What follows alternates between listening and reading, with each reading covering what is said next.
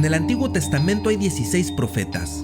12 son considerados profetas menores y 4 son mayores.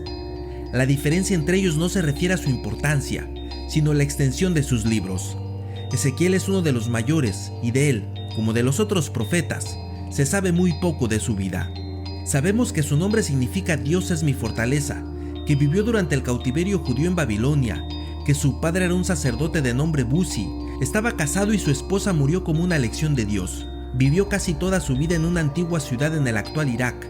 Cuando tenía 30 años, fue elegido por Dios para ser uno de sus profetas y murió en el 570 a.C. Su misión consistió en combatir la idolatría, las malas costumbres, los falsos profetas, advirtió la destrucción total de Jerusalén y al mismo tiempo trató de consolar al pueblo elegido de Israel durante los días más difíciles del exilio. Su libro profético, además de dar mensajes de esperanza, lealtad y fe, también es un texto misterioso que describe la llegada de un transbordador espacial.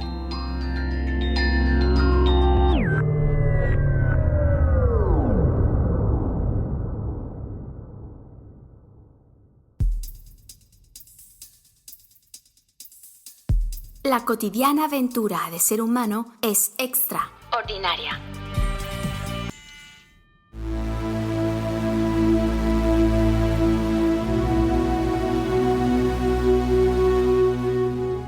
Vayamos directo al encuentro del profeta Ezequiel con los astronautas.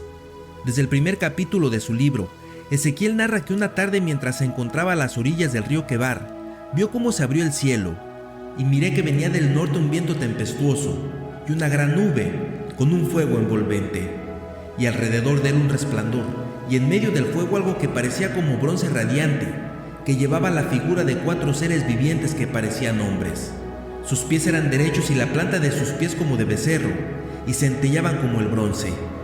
Debajo de sus alas tenían manos, cada uno caminaba derecho, hacia adelante, hacia donde el espíritu les indicaba, y cuando avanzaban, no se volvían. Los seres vivientes tenían aspecto como de carbones de fuego encendidos, y el fuego resplandecía con relámpagos. En principio la visión de Ezequiel fue de humanoides que venían de un vehículo metálico, solo se movían de frente, avanzaban sin retroceder, siempre en coordinación y dirigidos por un espíritu, una especie de comandante que daba instrucciones. El relato de Ezequiel continúa y detalla que también observó una rueda sobre la tierra junto a los seres vivientes. El aspecto de las ruedas era semejante a un mineral cristalino, era como rueda en medio de rueda. Sus aros eran altos y llenos de ojos alrededor, y cuando los seres vivientes andaban, las ruedas andaban junto a ellos, y cuando los seres vivientes se levantaban de la tierra, las ruedas también se levantaban. Esta parte es interesantísima. Es una descripción espectacular y muy detallada de las ruedas de esta máquina metálica, que lleva 4 tripulantes y un piloto. Ezequiel dice que eran 2 ruedas de diferentes dimensiones, una al interior de la otra, entrelazadas, que lograban el efecto y movimiento de una esfera. Las ruedas eran manipuladas por un espíritu que conducía el vehículo, que bajó de entre las nubes. Pero ahí no termina. El relato cada vez se pone mejor, y sobre las cabezas de los seres vivientes apareció una expansión de cristal maravilloso, extendido encima sobre sus cabezas. Y oí el sonido de sus alas cuando andaban, como sonidos de muchas aguas, como la voz del Omnipotente, como ruido de una muchedumbre, de un ejército. Cuando se paraban y bajaban sus alas, se oyó una voz que salía de la expansión de sus cabezas. Se veía la figura de un trono hecho de zafiro, y sobre el trono había algo que parecía un hombre sentado, con apariencia como de bronce brillante, con fuego dentro de ella, como el arco iris que está en las nubes el día que llueve. En esta última parte Ezequiel da más detalles del encuentro interestelar. Ya no habla solo de los seres vivientes, sus movimientos, la nave metálica ni las ruedas. Aquí menciona extensiones de las cabezas, algo así como los cascos de los cuales salen voces. También habla de los ruidos estruendosos, ensordecedores que hace el vehículo. Y quizá lo más significativo, el comandante que llamaba un espíritu, aquí ya lo describe como otro ser viviente, sentado en un trono.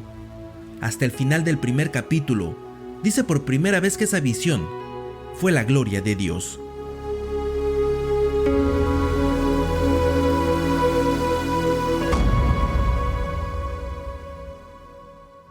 Hagamos un breve resumen.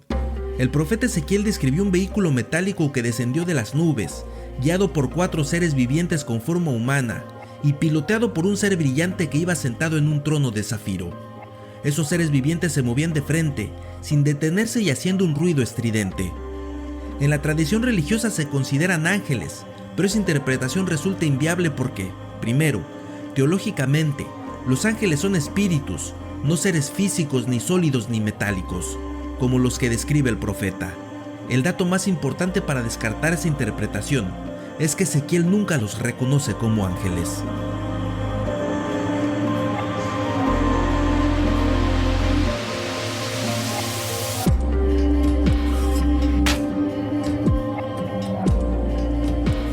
En 1974, un ingeniero de la NASA de nombre Joseph Blumrich intentó explicar los simbolismos del profeta Ezequiel y desmentir las ridículas teorías de la visita espacial. Blumrich se fue convenciendo de que lo que vio Ezequiel no fue a Dios bajando de una nube junto a su corte celestial, sino una nave tripulada que llegó del espacio. Insisto, este científico no era un conspiracionista, era uno de los ingenieros espaciales con más prestigio de la NASA. Blumrich analizó diferentes traducciones del Antiguo Testamento y en todas ellas había un punto en común: un ser montado en un vehículo metálico asistido por otros seres que le mostraron un futuro y le revelaron varios mensajes que él interpretó como el futuro del pueblo de Israel. Blumrich, basado en su experiencia con transbordadores espaciales, diseñó el modelo de la nave que el profeta describe, y su tecnología era inimaginable para la época. El científico concluyó que Ezequiel sí vio una nave muy avanzada para los tiempos del Antiguo Testamento. No era una simbología profética ni una revelación divina, sino el encuentro con un transbordador y viajeros de otro planeta u otra época. Y para reafirmar la seriedad de la investigación, sus hipótesis fueron publicadas en la revista de ciencia de la UNESCO.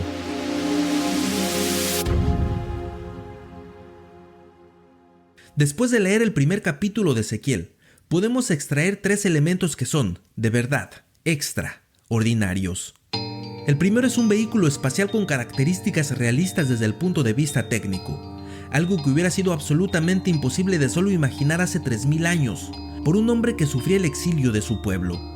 El segundo elemento son los seres vivientes, humanoides con movimientos coordinados y rectos, además de que todos van bien equipados con metales, minerales, cristales y una especie de ala sobre sus brazos, lo que suena como un paracaídas. Eso nos genera la imagen de un astronauta con todo y su traje espacial. El tercer elemento son las combustiones que se producían durante el encuentro, por ejemplo fuego, humo, calor y ruido.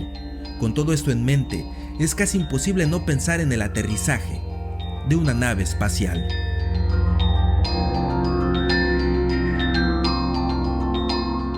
En Historia Extraordinaria siempre hay espacio para la fe.